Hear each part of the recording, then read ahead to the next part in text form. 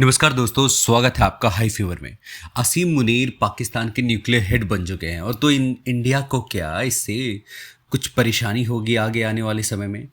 देखते हैं, उनकी एक वीडियो है, आप उसको एक बार देखिए, फिर आप देखेंगे क्या करते हैं। ये जनरेटेड है just a view, look up view. ये हमारा न्यूक्लियर बटन है, अब मैं इसे प्रेस कर रहा हूं। असीम प्लीज मत करो। हाँ, दब गया। अब देखो मेरा power.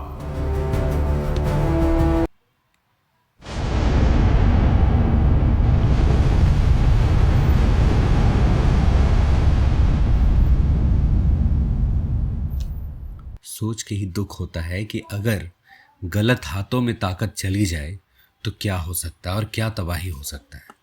Pakistan start shifting nuclear button to Asim Munir. Should India worry as inside details emerge? Pakistan initiated a structural overhaul with the introduction of the 27th Amendment to its constitution. इसमें आ रहे हैं कि आर्मी चीफ असीम मुनीर को एक न्यूक्लियर कमांड बना दिया जाएगा और इनके पास असीम शक्ति होगी।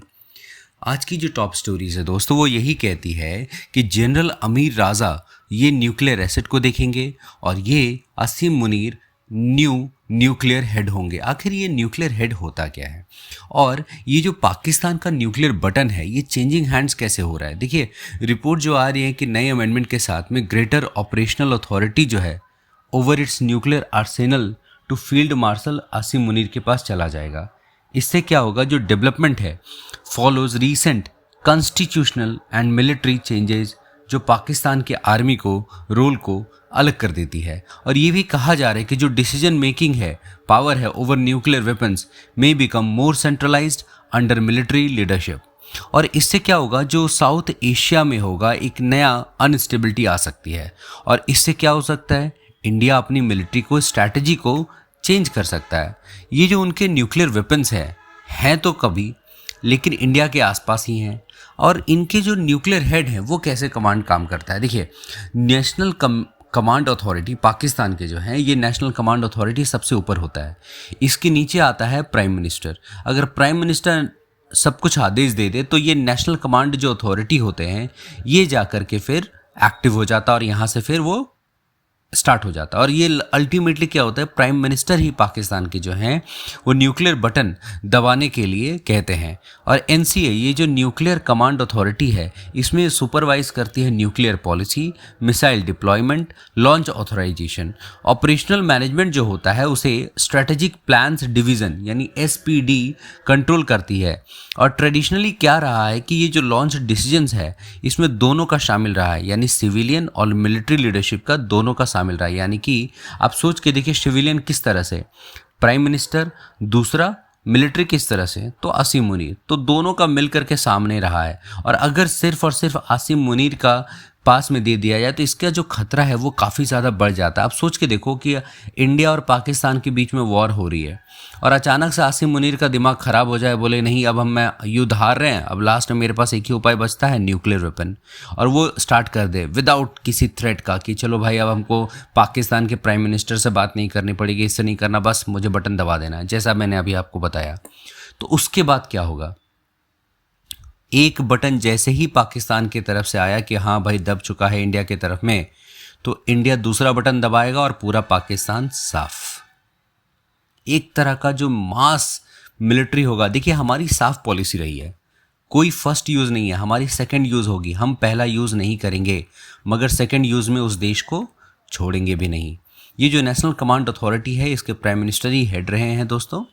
और इससे असीम मुनीर को बहुत ही ज़्यादा पावरफुल बन जाते हैं। और क्यों इतना ज़्यादा पावरफुल बनाता है, देखिए, पाकिस्तान के मोस्ट इन्फ्लुएंशियल लीडर हैं आज के समय में, ये प्रमोट कर दिए जा चुके हैं फील्ड मार्शल में। और increasing his symbolic and strategic authority, इनके पास ऑलरेडी बहुत पावर है। मिलिट्री रिफॉर्म्स के, कॉन्स्टिट्यूशनल चेंजेस के काफ़ी सारा कंट्रोल करते हैं ये। और ये बताया जाता है कि अगर इन्होंने foreign policy, security policy, strategic defence और now heavily influenced by Munir. आप देख पाओगे ऑब्जर्वर रिसर्च फाउंडेशन का एक आर्टिकल था और ये बहुत अच्छा लगता है। आप इस आर्टिकल को पढ़ो कभी, बहुत बहुत सारे ये आर्टिकल्स पब्लिश करते हैं और डिफेंस से रिलेटेड बहुत सारा है। तो इसमें फैक्टर्स जो शेपिंग करता है पाकिस्तान के न्यूक्लियर कमांड और कंट्रोल का, उसमें यूएस डिफेंस इंटेलिजेंस एजेंसी ने असेसमेंट किया कि Pakistan is likely to continue modernization. क्यों करेंगे? क्योंकि इनका जो टेक्निकल न्यूक्लियर वेपन है to offset India's conventional military advantage, जो इसको मिलिट्री एडवांटेज है इंडिया की, इसको ख़त्म करना चाहते हैं। जो न्यूमेरिकल स्ट्रेंथ है टैक्टिकल न्यूक्लियर वेपन्स का, provide the Pakistani military with confidence to exercise restraint vis new Delhi. New Delhi के बिहाफ में, अगेंस्ट में नया एक ताकत देता है इसे। Operationally Pakistan lacks clearly defined when, where and how parameters for executing its first use doctrine during a crisis. Now इससे क्या इंडिया को थोड़ा समझना होगा कि वरी करना होगा क्या? इंडियाज डिटरेंस स्ट्रैटेजी जो है वो डिज़ाइन किया गया है रैपिड रिस्पॉन्स के लिए, regardless of who leads Pakistan. India continue क्या करता है? Nuclear triad modernization, missile defence improvement, intelligence surveillance. और ये बिलीव किया जाता है कि इंडिया की जो प्रिपेयर्डनेस है यही रिड्यूस करती है strategic impact of any individual leadership change. मतलब इंडिया हमेशा तैयार बैठा रहता है, कोई भी कैसा भी क्यों ना हो, इंडिया हमेशा रेडी रहता है। और ओआरएफ जो है इसने 5 स्ट्रैटेजिक ऑप्शंस दिए हैं इंडिया के सामने। पहला कि कंडक्ट करिए comprehensive crisis scenario based assessment. दूसरा आता है आपका कि revise nuclear doctrine to address the Pakistan centric challenge, जिसमें 2 टियर डॉक्ट्रिन आता है। और तीसरा आता है दोस्तों कि strengthen the network of air defence mechanism. चौथा है अपने इन्हांस करिए इंटेलिजेंस सर्वेलांस को। और पांचवा है develop non nuclear strategic arsenal for counter force targeting, thereby expanding the range of available options. हमारे पास और भी ऑप्शंस होने चाहिए। तो इससे क्या होगा कि जो बिगेस्ट रिस्क है न्यूक्लियर वेपन्स का, वो बहुत ही ज़्यादा सेंट्रलाइज हो जाता है। जब आसिम मुनीर के पास में पावर चली जाएगी तो इससे क्या होगा, मोर सेंट्रलाइज हो जाएगा, फास्टर मिलिट्री डिसीजन मेकिंग आएगा। और इससे हमारे देश में भी एक डिसीजन लेने का क्षमता फिर डेवलप करना पड़ेगा।